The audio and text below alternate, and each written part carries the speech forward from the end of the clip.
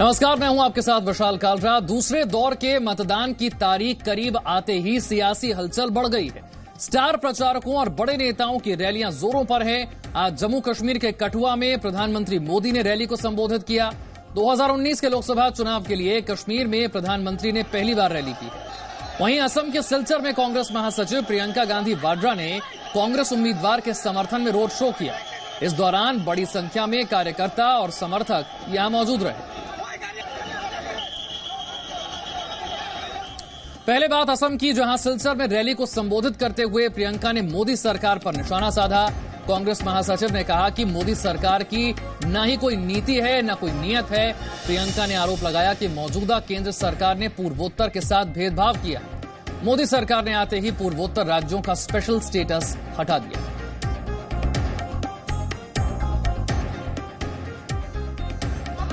देखा होगा कि जो 5 सालों से जो सरकार चली है उनकी नीतियां भी खराब है और उनकी नीयत भी खराब है।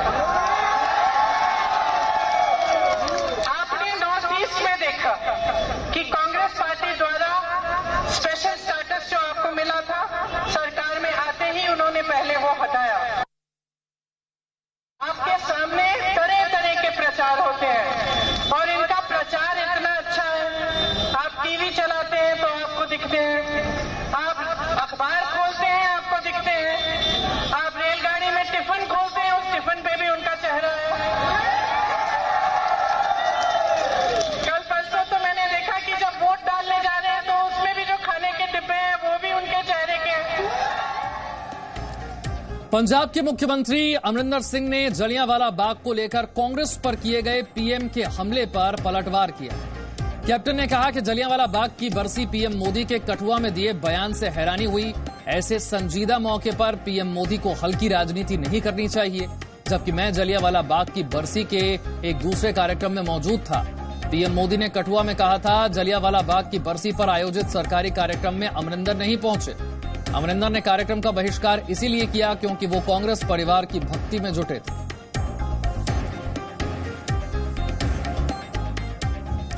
जम्मू कश्मीर के कठुआ में रैली को संबोधित करते हुए प्रधानमंत्री मोदी ने सर्जिकल स्ट्राइक और कश्मीरी पंडितों के बहाने कांग्रेस पर सीधा हमला किया। प्रधानमंत्री ने कहा, कांग्रेस आज भी सर्जिकल स्ट्राइक पर सवाल उठाती है। कांग्रेस के झूठे आरोपों से देश में भ्रम फैलता है। कांग्रेस के झूठ की वजह से सेना का मनोबल गिरता है। कांग्रेस के चलते कश्मीरी पंडितों को अपना घर छोड़ना पड़ा। देश में कुछ लोग मोदी के विरोध में इतने मशगूल हो गए हैं कि उनको राष्ट्रवाद गाली के रूप में नजर आने लगा है। महामलावटी और उनके राग दरबारी आए दिन सवाल पूछते हैं कि मोदी राष्ट्र रक्षा की बात क्यों करता है। भाई और बहनों, कांग्रेस की नीतियों के चलते ही मेरे कश्मीरी पंडित भाई बहनों को अपना ही घर छोड़ना पड़ा।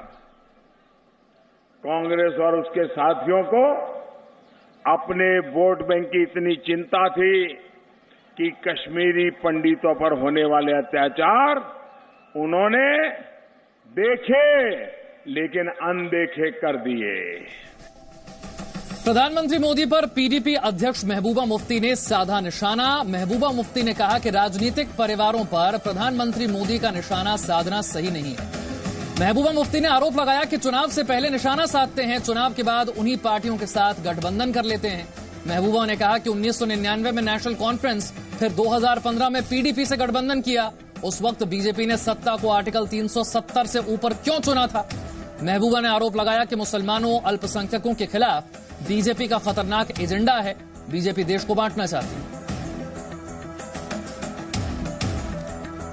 कठुआ की रैली में प्रधानमंत्री मोदी ने परिवार और टुकड़े टुकड़े गैंग के लोगों पर कैसे हमला बोला था, ये आपको सुनवाते हैं। 3 पीढ़ी पर से यहां पर कब्जा जमा के बैठे हुए अब्दुल्ला परिवार और मुफ्ती परिवार को कहना चाहता हूं, ये मोदी है न बिकता है, न डरता है, न झुकता है। और इन दोनों परिवारों को मैं कहता हूं, तुम्हारे पूरे कुनबे को मैदान में उतार दो। जितनी गालियां मोदी को देनी है दे दो, लेकिन इस देश के टुकड़े नहीं कर पाओगे। सेना के नाम पर सियासत पर अखिलेश यादव ने बड़ा बयान दिया। कहा कि सरकार आती जाती है लेकिन फौज सीमा पर बनी रहती है। सेना पर सियासत करने वालों को जनता वोट से जवाब दे। अखिलेश यादव ने लखनऊ से वीर सम्मान यात्रा को रवाना किया और उसी मौके पर ये तमाम बातें कही। ये लोग जो राजनीतिक पार्टियां इस बात को कहती हैं कि अगर भारतीय जनता पार्टी है तो हमारी सीमा सुरक्षित है। हम समाजवादियों का मानना है जब तक जांबाज फौजी हमारी सीमाओं पर है, हमारी सीमाएं सुरक्षित हैं। सरकार तो आती जाती चली जाती है, सरकार आती है चली जाती है, सरकारें बनती हैं, सरकारें हट जाती हैं, लेकिन फौज वहीं की वहीं सीमा पर भारत देश की रक्षा करने का काम करती है।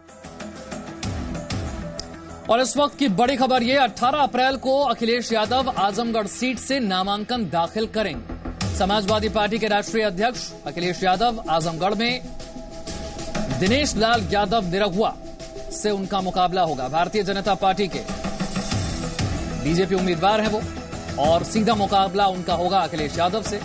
अभी आजमगढ़ से मुलायम सिंह सांसद हैं। इस सीट पर अब अखिलेश यादव खुद चुनावी मैदान में हैं अपने पिता की जगह। समाजवादी पार्टी ने उन्हें मैनपुरी से अब टिकट दे दिया है और खुद अखिलेश इस सीट पर चुनाव लड़ रहे हैं। बड़ी खबर यह कि 18 अप्रैल को नामांकन दाखिल करेंगे अखिलेश यादव, और इस नामांकन को ग्रैंड बनाने की तैयारी भी समाजवादी पार्टी की तरफ से पूरी कर ली गई है। इस बार समाजवादी पार्टी बीएसपी और आरएलडी के साथ गठबंधन बनाकर, जिसे महागठबंधन का नाम दिया है, उत्तर प्रदेश में चुनाव लड़ रही है। और 18 अप्रैल को अब अखिलेश यादव का होगा आजमगढ़ सीट पर नामांकन। आगे बढ़ते हैं। बारामती की सीट एनसीपी अध्यक्ष शरद पवार के लिए नाक की लड़ाई। शरद पवार की बेटी और 2 बार से बारामती से सांसद रह चुकी सुप्रिया सुले एक बार फिर से मैदान में, लेकिन इस बार चुनौती उनके लिए आसान बिल्कुल नहीं। सुप्रिया सुले से जी मीडिया संवाददाता नित्यानंद शर्मा ने खास बातचीत की। महाराष्ट्र में एक सीट है जो काफी चर्चा में है। हम बात कर रहे हैं बारामती सीट की। एक हाई प्रोफाइल सीट है। इस वक्त हमारे साथ यहाँ की सांसद सुप्रिया सुले है जो फिर से यहाँ चुनाव लड़ रही है। मैडम, क्या कहेंगे? बीजेपी ने इस सीट को सबसे ज्यादा टारगेट बनाया, क्या कहना है आपका? मेरा कुछ कहना नहीं। हर पार्टी को अधिकार है कि उनको हर चुनाव में हर पार्टी को लगता है उसने लड़ना और जीतना है, तो इसी तरह वो कर रहे हैं। मैडम, विरोधी पार्टी ये भी कह रही बीजेपी की, प्रधानमंत्री ने भी इसके पहले कहा था कि शरद पवार जी जो है पहले ही हवा भाप लेते, जिसके चलते वो चुनाव उन्होंने ना लड़ने का निर्णय लिया। अभी ये तो मेरे बहुत पुरानी बासी बात हो गई, बहुत ज्यादा उसके बाद हुआ है। जो आदमी 14-0 जीता है आज तक, उसके बारे में क्या बात करना। मैडम, ये बताइए कि कांग्रेस एनसीपी का या पूरे महागठबंधन का पीएम का चेहरा कौन है? मैम, वो बाद में तय होगा। मैडम, पवार साहब के सभी के साथ अच्छे रिलेशन है। अगर हंग पार्लियामेंट बनते हैं तो आपको नहीं लगता पवार साहब भी पीएम के दावेदार होने चाहिए? नहीं, वो कोई दावेदार की बात नहीं है। देश के ये इलेक्शन दावे का नहीं है, ये इलेक्शन देश की उन्नति का है, विकास का है। मैडम, एक आखिरी सवाल। विपक्ष ये भी कह रहा है कि आपके भाई अजीत पवार के ऊपर जो है वो करप्शन के चार्जेस है और उन्होंने जो है मावल फायरिंग में भी उनका हाथ है। इस पर क्या कहना मैम आपका? अजीत पवार जी ने उसका खुलासा कर दिया है, और मेरे ख्याल से मावल फायरिंग जब एलिगेशन किया था तब अजीत पवार जी ने साफ कह दिया था कि अगर उसमें उनका नाम एक कागज में भी निकले तो वो राजनीति छोड़ देंगे। तो ये झूठ मूठ। और आप देखते हैं जब इलेक्शन आता है तभी इनको ये सब सूझता है। जब 5 साल उनकी सत्ता थी तभी कुछ कैसे नहीं हुआ, और अभी कैसे इलेक्शन के तब हुआ है। मैडम, क्या कहेंगे, कितनी बड़ी चुनौती है इस बार इलेक्शन में? पहले चरण आप क्या कहेंगे, कितने सीट आप देखते हैं कांग्रेस और एनसीपी? कांग्रेस और एनसीपी का परफॉर्मेंस बहुत अच्छा होगा, और मैं हर इलेक्शन को चुनौती ही समझती हूँ। हर परीक्षा को मैं मेहनत से, पढ़ाई से मेरिट पे पास करना चाहती हूँ। एक आखिरी सवाल। जो ये कहा गया है कि पवार साहब का विरोधी पक्ष ये हमेशा निशाना बना है कि पवार साहब का जो परिवार पे अच्छी पकड़ नहीं है, इसलिए वो इलेक्शन नहीं लड़े। क्या कहना मैम इस पर आप? ये इलेक्शन देश का है, परिवार का नहीं है, तो क्यों ना देश की बात करें। कुछ बेरोजगारी, किसान, इसके सूखा, इसके बारे में बात करें तो बनती है। एक ये इलेक्शन देश का है, एक फैमिली का नहीं है। मैडम एक बात ये जानना चाहेंगे कि जिस तरीके से पाकिस्तान के पीएम ने कहा है कि बीजेपी की सरकार आती है तो बातचीत करने के लिए आसानी होगी, आप किस तरीके से देखती हैं? क्या इसे कूटनीतिक एक बयान के रूप में देखती हैं? जिस पाकिस्तान के बारे में कोई को विश्वासार्हता नहीं है, उसके बयान के बारे में क्यों चिंता चले? क्यों ना हम हमारे किसान बेरोजगारी के बारे में चिंता करें। मैम आप जा रही हैं लोगों के बीच में, एक लोगों मिल रहे हैं, किसानों की समस्या है और दूसरे है लगातार बातचीत हो रही है, क्या किसानों की समस्या सामने आ रही है मैम? आप देख रहे हैं किसानों में बहुत एमएसपी नहीं मिल रहा है, इसीलिए किसान दिक्कत में है। आप लगातार बोल रही हैं जुमलेबाज सरकार है, क्या क्या जुमले हैं मैम? 15 लाख 2 करोड़ नौकरियां, बहुत सारी, stand up India, startup India, digital India. तो अब आप किस तरीके से देखती हैं ये चुनाव को? एक अब पहला सेशन ऑलमोस्ट जो है कंप्लीट हो गया है, अब 3 चरण है, तो 3 चरण में आपको क्या लगता है कितनी सीटें आएंगी? एनसीपी का परफॉर्मेंस और कांग्रेस का बहुत ही बढ़िया होगा, आप देखेंगे। तो ये थी सुप्रिया सुले, जिनका साफ तौर पर कहना है कि पहले की अपेक्षा कांग्रेस और एनसीपी का परफॉर्मेंस इस बार ज्यादा अच्छा होगा। मथुरा से बीजेपी उम्मीदवार हेमा मालिनी के प्रचार के लिए आज धर्मेंद्र ने चुनावी सभा की। धर्मेंद्र ने राष्ट्रवाद और भारत माता के नाम पर लोगों से वोट की अपील की।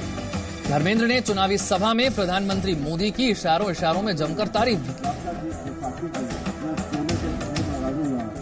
हमारी सरकार, हमारे सरकारी कर्मचारी भारत देश को अपनी मां समझे और भारत देश की उन्नति के लिए जी जान से मेहनत करें।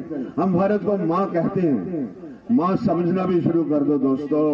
जिस दिन मां की तरफ कोई आंख उठा के देख लेगा, उसकी आंख फोड़ देंगे आप। एक मसीहा मिल गया आपको, आप समझते हैं कौन मसीहा है?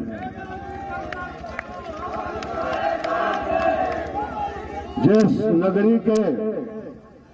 नगरी के फकीर बादशाह होते हैं, उस नगरी के फकीर बादशाह होते हैं।